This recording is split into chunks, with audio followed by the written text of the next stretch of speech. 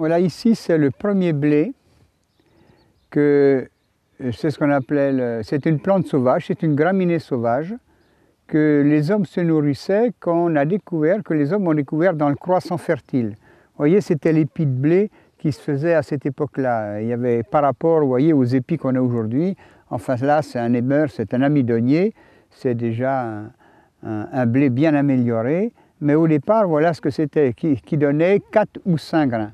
Mais ce blé-là ne pouvait même pas se récolter parce que quand il arrivait à maturité, eh bien le grain, l'épi, il se décrochait, il tombait par terre. Et c'était les femmes de l'époque qui allaient récolter les épis et qui les égrenaient. Il y avait 4 ou 5 petits grains, mais c'était un blé très très nutritif et très très nourrissant qui n'avait pas de commune mesure avec les blés modernes d'aujourd'hui. Évidemment, il n'y avait pas le monde qui a à nourrir aujourd'hui dans les champs, si bien qu'il a bien fallu avoir des blés plus productifs. Mais ce blé-là n'est pas resté comme ça, il s'est croisé avec, quoique le blé est autogame, c'est-à-dire qu'il est mâle et femelle en même temps, et il se multiplie par lui-même. C'est-à-dire que sur l'épi, on pourra voir ça tout à l'heure, on a par exemple l'épillet ici, eh bien il a pas ses fleurs ici, mais on pourra en voir tout à l'heure d'autres qui sont en fleurs.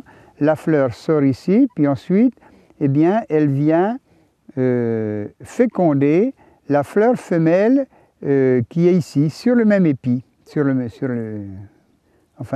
même épi. Si bien qu'il se multiplie par lui-même, mais malgré tout, il y a eu des croisements qui se sont faits par, vous voyez, des épis qui sont l'un à côté de l'autre. Et c'est ce qui est arrivé à faire d'autres épis améliorés, qu'on a appelé les amidonniers, et puis finalement on est arrivé au fil on a eu Silengrin, on est arrivé à partir il faut dire, de milliers d'années à voir, parce que cet épi-là, il a été découvert il y a 12 000 ans. Vous voyez, il y a quand même, c'est ça, qu'on a connaissance de 12 000 ans. Donc au fil de temps, la nature a fait qu'elle s'est croisée par elle-même, et c'est arrivé et on a découvert ça dans le croissant fertile, c'est-à-dire dans toutes les terres qui sont arrosées par l'Euphrate, le Tigre, et puis une partie du Jourdain, c'est-à-dire qui correspond à l'Irak, la Syrie et une partie de la Jordanie.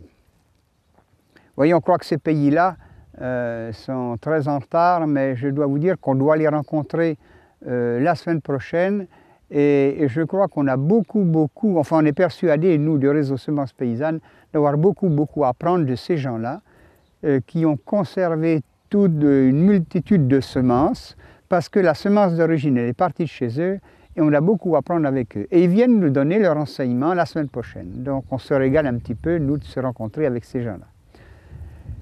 Et ici, si on a voulu avoir ce conservatoire, parce qu'ici on est sur un conservatoire, c'est-à-dire qu'on a étudié, on a essayé de trouver toutes les variétés qui se faisaient un petit peu ici dans la région et un peu dans le nord-est de la France, et d'essayer de les récupérer, parce qu'on a récupéré certaines chez des agriculteurs qui en avaient encore, ou alors la plupart c'est quand même dans nos conservatoires. Nous avons des conservatoires nationaux qui ont conservé ça. Évidemment, c'est en chambre froide, alors là, en chambre froide, ça ne peut pas tellement évoluer, ça va de soi, mais enfin on les a, et nous on a pu les avoir, on a eu cette chance-là de les avoir. On dit que tout va mal aujourd'hui, mais non, il y a quand même, les choses ont été bien respectées, les choses de la vie, parce que la semence c'est quand même la vie, hein. La vie se multiplie par la semence, et il faut savoir que nous avons des conservatoires nationaux, et c'est particulièrement Clermont-Ferrand qui nous a beaucoup cédé à titre expérimental, cédé de variétés, parce qu'on n'a pas le droit de les commercialiser, mais ils nous ont cédé à titre expérimental.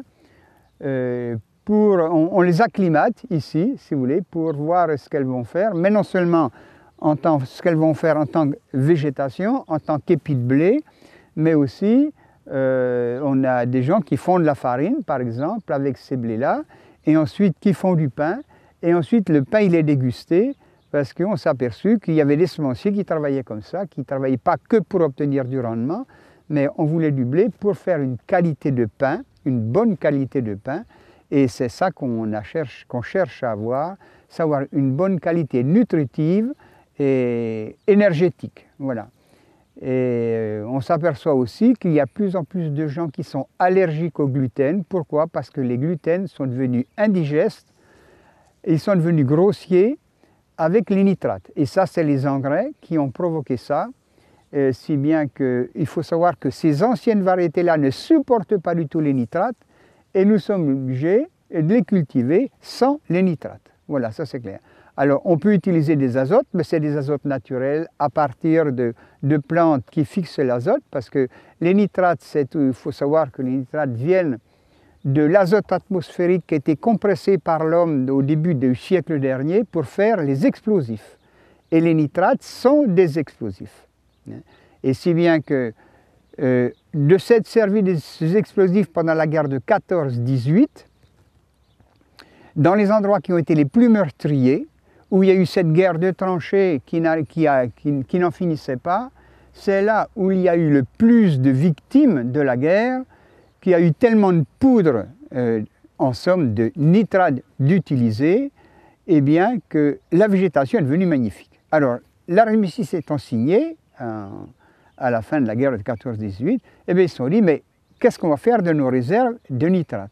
Et c'est là que les pays européens ont décidé, eh bien, de mettre ça au service de l'agriculture. Mais ça n'a pas été utilisé beaucoup en agriculture entre les deux guerres, c'est-à-dire la guerre de 14 et la guerre de 40.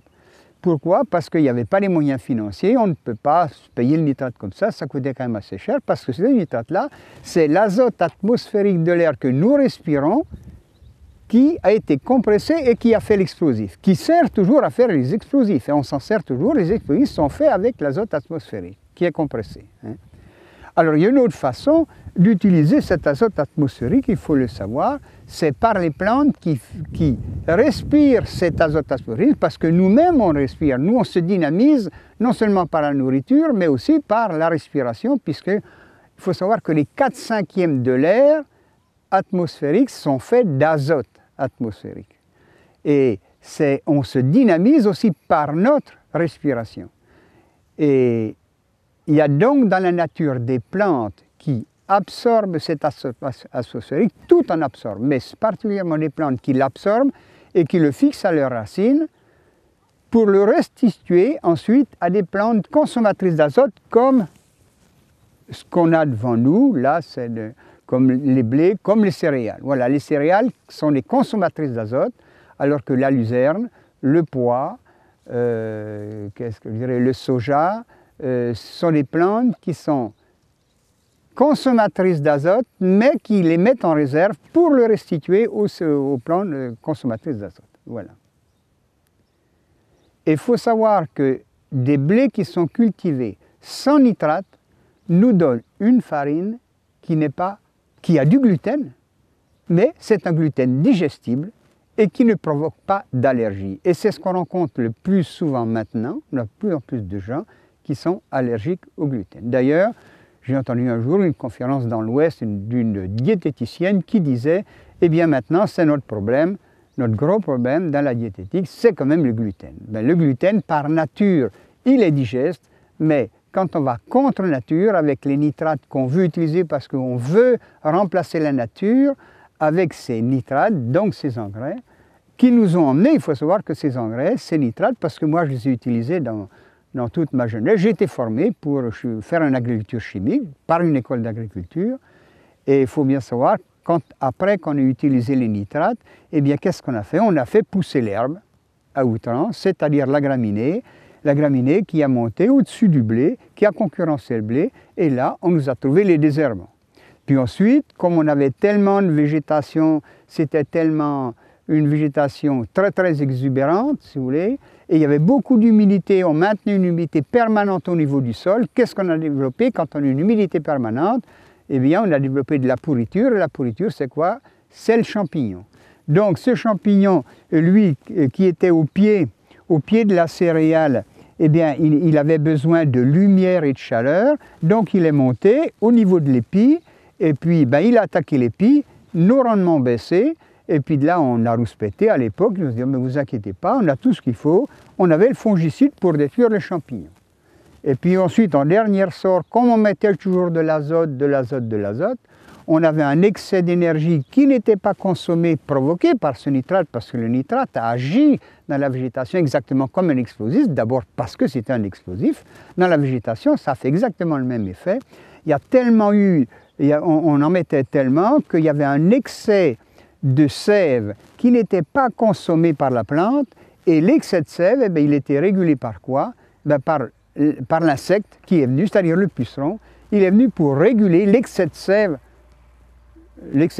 que la plante ne pouvait plus assimiler. Donc, avec le nitrate, qu'est-ce qu'on a provoqué? On a provoqué l'utilisation des désherbants, ensuite l'utilisation des fongicides pour détruire les champignons, qui sont le premier facteur de décomposition du végétal et de tout ce qui est du vivant. Le champignon, il est là pour ça. Il est là pour, quand une plante a terminé son cycle, eh bien, le champignon vient. Mais comme la plante n'était plus en état d'autodéfense parce que la plante utilisait l'azote, l'acide phosphorique et le potasse, les trois éléments fertilisants que l'homme lui apportait, qu'on lui apportait, nous en tant que paysans, on avait été conseillés, enseignés pour ça. Mais qu'est-ce qui manquait? C'était les oligo-éléments. Le cuivre, les minéraux, le cuivre, le fer, le cobalt, le manganèse et tout ça, il y en a je ne sais plus combien. Et comme il y avait un déséquilibre, c'est pourquoi les champignons, ils venaient jouer, ils venaient pas par hasard. Et le blé, enfin les céréales, puisqu'on est devant une céréale, n'ayant plus son autodéfense, c'est pourquoi le champignon, il venait agresser continuellement la plante. Alors, avec le nitrate, c'est clair qu'on a eu le fongicide pour le champignon, le désherbant d'abord, ensuite obligatoirement le fongicide pour le champignon et obligatoirement derrière l'insecticide. Donc avec tout ça, quand on a compris, pour moi personnellement sur la ferme, pour nous, avec ma femme, puisque c'est une ferme familiale, quand on a compris qu'on était ficelé avec tout ça, qu'on ne pouvait pas se passer de tout ça, qui a eu sa raison d'être, parce qu'il fallait faire l'expérience. C'est un enseignement qui a été donné à ce moment-là, tout de suite après la guerre, c'était bien de le donner. On avait faim, on sortait de la guerre, il y avait une pénurie alimentaire considérable, il y a des gens qui ont eu faim. Eh bien, il fallait produire, alors on produisait, on augmentait les rendements, on s'est lancé en plein là-dedans. Mais on s'est aperçu, après 30 ans, nous a fallu 30 ans pour comprendre qu'il fallait arrêter. Donc, quand on a eu compris tout ça, eh bien, nous avons donc reconverti la ferme en agriculture biologique. Pourquoi? Pas spécialement faire de la bio ou faire de la biodynamie, peu importe, mais c'est surtout faire une autre agriculture. Voilà. Une agriculture saine, une agriculture qui soigne les gens, non seulement qui les nourrisse, mais aussi qui soigne les gens, parce que notre nourriture, elle doit être faite pour ça, elle doit être pour nous nourrir, mais en même temps nous soigner. Ça, c'est clair. Il faut bien qu'on sache ça, et tant qu'on n'aura pas compris ça, nous aurons des problèmes de santé, parce que nous sommes avec toute cette énergie chimique qui est mise dans la nature, mais qui était nécessaire parce qu'il fallait qu'on comprenne les choses. Eh bien, il faut dire que maintenant on a compris, grâce à l'expérience, je dis bien, il fallait faire l'expérience, grâce à cette expérience-là, on a compris qu'il fallait arrêter, c'est pourquoi on a reconverti. Et alors pourquoi maintenant on est dans un conservatoire? Ben, tout simplement parce que comment on fait une nourriture à l'homme, c'est grâce à quoi? C'est grâce à la semence. Eh bien, faut-il, pour démarrer, avoir une bonne semence? Et on s'aperçoit qu'on a manipulé beaucoup les semences. La base des semences, c'est ce qui est ici, c'est-à-dire toutes ces anciennes variétés de pays qui ont été, mais on peut dire, préservées par des siècles et des siècles par le monde paysan. C'est parce qu'ils ne faisaient que l'améliorer progressivement au fil du temps, au fil du climat, puisque le climat, il change. Donc il faut perpétuer toujours ces variétés-là, et je ne dis pas peut-être les croiser aussi, parce que ces variétés de pays, on s'aperçoit qu'aujourd'hui elles sont trop grandes, et puis on a de l'averse, mais on a besoin aussi d'avoir du rendement, il faut quand même nourrir le monde, c'est vrai, mais il ne faut pas nourrir le monde n'importe comment. Donc ce qu'il faut, c'est qu'on arrive maintenant, vous voyez, même ici avec ces anciennes variétés-là, on commence à les croiser. Pourquoi? Eh bien, tout simplement parce qu'on veut les raccourcir. C'est ce qu'a fait le monde de nos professionnels de la semence. Hein. Ils ont fait des croisements. Mais nous, on veut les faire vraiment pour les raccourcir d'abord, mais aussi conserver toute cette qualité gustative et nutritive du blé qui est là pour nourrir et soigner l'homme. Voilà, on veut, et c'est pourquoi on veut absolument retravailler sur ces anciennes variétés-là.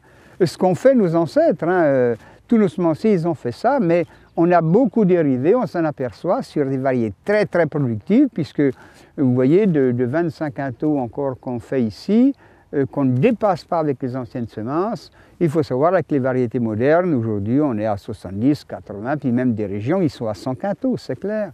Bon, mais on ne le fait pas, on ne peut pas faire ça, si vous voulez, en conservant toute la qualité du pain, la qualité de la farine et tout et tout. Voilà. Voilà pourquoi, alors, on a ces variétés-là, et elles sont mises en place, et on les cède à des agriculteurs, à l'état expérimental aussi, parce que nous, c'est fait ici, mais vous allez aller à 50 km d'ici, le climat, il n'est pas tout à fait le même, les terres ne sont pas tout à fait les mêmes, et elles sont essayées ici, mais elles sont essayées ailleurs, et c'est ce qu'on fait dans le réseau Semences Paysannes.